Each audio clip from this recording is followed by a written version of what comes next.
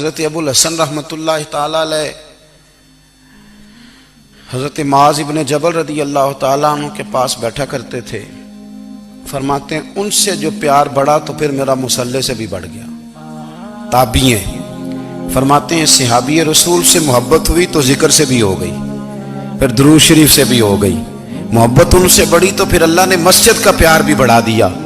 آپ فرماتے ہیں کہ میری ہر وقت طبیعت چاہتی تھی کہ بس اللہ اللہ کروں, بس اللہ اللہ کروں, بس نہ میں ذرا تھوڑی جان چھڑاؤں لوگوں سے, کو 10 منٹ ملے تو میں کچھ 4 نفل پڑھ لوں, میں تھوڑا سا نہ بچوں لوگوں سے, اور مجھے تسبیح ملے تو میں نہ کچھ 400-500 دفعہ استغفار پڑھوں, سبحان اللہ, الحمدللہ, اللہ اکبر, لا حول ولا قوت الا باللہ, میں نہ تسبیحات پڑھوں.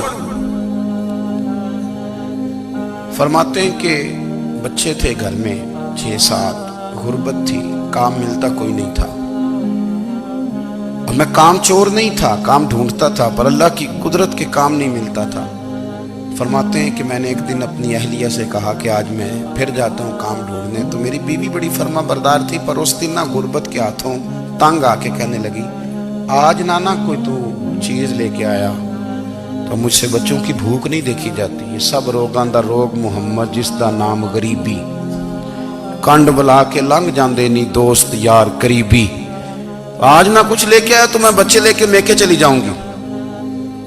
شیخ فرماتے ہیں کہ میں بڑا پریشان گھر سے نکلا, پر میں نے صبح سے لے کے زور تک کام ڈھونڈا, کام ملا کوئی نہیں. تو میرے دل میں خیال آیا, چلو کام نہیں ملتا تو اللہ اللہ تو کرے نا, چلو بندوں کی مزدوری نہیں ملتی تو رب کریم کی عبادت ہی کرتے ہیں. فرماتے ہیں کہ میں نے نا فرات کے پانی سے وضو کیا, نہر کے, شدید دھوپ تھی, ساتھ ریت تھی, اور ریت تپ رہی تھی. میں نے اپنا رومال وہیں مصلی کے طور پر بچھا لیا, اور فرماتے ہیں کہ زور سے لے کر عصر تک نماز پڑھی, دھوپ بھی پورے زور پہ, پر میرے سجدے کا ذوق بھی پورے زور پہ. فرماتے ہیں سورج بھی چمک رہا ہے اور رب کی عبادت کا ذوق بھی پورے زور پہ. میں سجدہ کروں تو پھر میرا اٹھانے کو جی نہ چاہے. میرے استاد لکھا کرتے تھے, یہ ان کا شعر ہے, وہ کہا کرتے تھے, مجھے سوز دے, مجھے ساز دے, اور مجھے نیم شب کا نیاز دے, دم سجدہ خود کو میں توڑ دوں, مجھے ایسا ذوق نماز دے. اور میں تیری بہار کا پھول ہوں, میں کھلا بھی ہوں تو تیرے لیے, مجھے میری شاخ سے توڑ لے, مجھے اپنی زلف کا ناز دے. بھائی فرماتے ہیں کہ عصر تک میں نے نفل پڑھے, دل ڈھلنے لگا, عصر کی نماز پڑھی اور میں وہاں سے چلا. اب میں جب نکلنے لگا تو دل میں خیال آیا کہ چھوٹی چھوٹی دیواریں ہیں گھر کی, بغیر کچھ لیے جاؤں گا تو بیوی دور سے دیکھے گی تو شور کرے گی کہ پھر خالی ہاتھ آ گیا ہے. کہتے میں نے اپنے اسی رومال میں جس پہ میں نے نماز پڑھی تھی نا, رومال میں کی آخی دے پنجابی جسافہ کہتے ہیں, اسی میں نا میں نے کچھ ریت بھر لی کہ وہ دور سے دیکھے گی تو سمجھے گی کچھ لے کے آیا ہے, چلو جا کے اسے بتا دوں گا کہ آج پھر مزدوری نہیں ملی. کہتے ہیں وہ ریت لے کر جب میں گھر میں گیا تو پہلے بیوی دروازے پہ کھڑی ہوتی تھی, پوچھتی تھی خالی ہاتھ آ گئے ہو, آج میں نے دیکھا تو ہے ہی کوئی نہیں. فرماتے ہیں میں اندر داخل ہوا, سلام لیے, کونے میں میں نے وہ رومال رکھ دیا, اور میں نے آواز دی کہ بھلی مانس کہاں ہو؟ تو وہ کہنے لگی آپ منہ ہاتھ دھو لیں, میں روٹی لے کے آئی. میں نے کہا روٹی کہاں سے آ گئی, یہاں تو کئی دنوں کے فاقے, تو کئی دنوں کی غربت ہے, یہاں تو اس گھر میں تو فقیری ہے. فرماتے ہیں کہ وہ روٹی لے کے آئی, اور اس وقت کی جو موجودہ نعمتیں تھیں, سمجھ لیں سلاد, اچار, ہر چیز ساتھ لائی. میں نے کہا کہ بچے کہاں گئے؟ کہنے لگی وہ کھانا کھا کے کھیلنے گئے, آپ کھانا کھا لیں آ جاتے. کھانا اس نے چن دیا.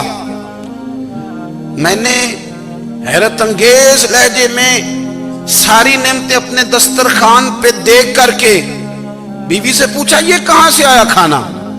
بچوں کو تو نے کہاں سے کھانا کھلایا؟ یہ سارا کچھ کیسا ہے؟ کہنے لگی پتہ نہیں آج آپ کس کریم کی مزدوری کرنے چلے گئے تھے, پتہ نہیں کس کریم کی. میرے گھر میں تو اتنی نعمتیں آئی ہیں کہ مجھ سے سنبھالی نہیں جا رہی, اتنا اناج ہے, اتنا گندم ہے, کس کریم کے دروازے آج چلے گئے تھے؟ یہ کہتے کہتے وہ اٹھی اور اٹھ کر کے کہنے لگی پہلے بڑا کچھ آیا تھا, اب کیا لے آئے ہو؟ اور جا کر کے نا اس نے وہ ریت والا رومال کھولا کہنے لگے میں تو لے کے آیا تھا ریت، تو میرے رب نے اسے بھی سونے اور ہیرے بنا دیا تھا۔ جب آپ کی توجہ اللہ کی جانب، میرے نبی پاک صلی اللہ تعالی علیہ وسلم نے فرمایا ہر چیز اپنے رب سے مانگ، ہر چیز مانگ، ہر چیز مانگ۔ یا رسول اللہ کیا کچھ؟ میرے محبوب نے فرمایا تیرے گھر میں نمک بھی ختم ہو جائے تو وہ بھی اپنے رب سے مانگا کر، تو مانگنا وہ تجھے دے گا، تو اس کی بارگاہ میں کشکول طلب دراز تو کرنا۔ اور ترمذی شریف میں عجیب لفظ ہے، رسول کائنات نے فرمایا، رب کریم فرماتا ہے جب میرا بندہ ہاتھ اٹھاتا ہے نا تو مجھے حیا آتی ہے کہ میں خالی کیسے لوٹا دوں اس کے۔ اتنے بڑے بادشاہ کی بارگاہ میں، او بھائی لوگوں سے عزتیں تلاش کرتے ہو تو وہ کیا تمہیں عزت دیں گے؟ وہ تو کل اچھا کہتے ہیں پرسوں برا کہنے لگ جاتے ہیں۔ لوگوں کے سامنے گڈ بک میں آنا چاہو گے تو وہ تو سویرے تمہارے بارے میں کچھ کہیں گے، شام کچھ اور کہیں گے۔ اپنی روحانی زندگی آباد کریں، اپنے مسلح کو وقت دیں، اور دنیا سے چھپ کر اس موبائل کو بند کر کے اور اپنے آپ سے بھی چھپ کے اور تنہا ہو کے چھپا کے سارا کچھ اپنے آنسو اپنے رب کی بارگاہ میں پیش کریں، اس کے حضور حاضری دیں۔ سنو نا ترمذی کی حدیث، اور اسے یاد رکھنا، نبی پاک علیہ السلام نے فرمایا اپنے دکھ لوگوں کے سامنے نہ بیان کرنا، سیٹھوں نوابوں کو نہ بتاتے پھرنا، دنیا داروں کے سامنے جا کے نہ رونا کہ میں تکلیف میں ہوں۔ فرمایا اگر دنیا داروں کو دکھ بتاؤ گے رب تمہیں کبھی غنی نہیں کرے گا، اور لوگ ہیں کہ الٹا مذاق اڑائیں گے۔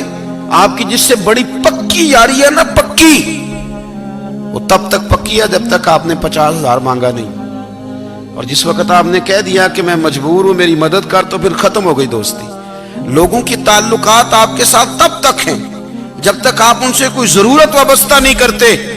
کریم محبوب فرمانے لگے بندوں کے سامنے دکھ نہ بیان کرنا، اللہ تجھے کبھی غنی نہیں کرے گا۔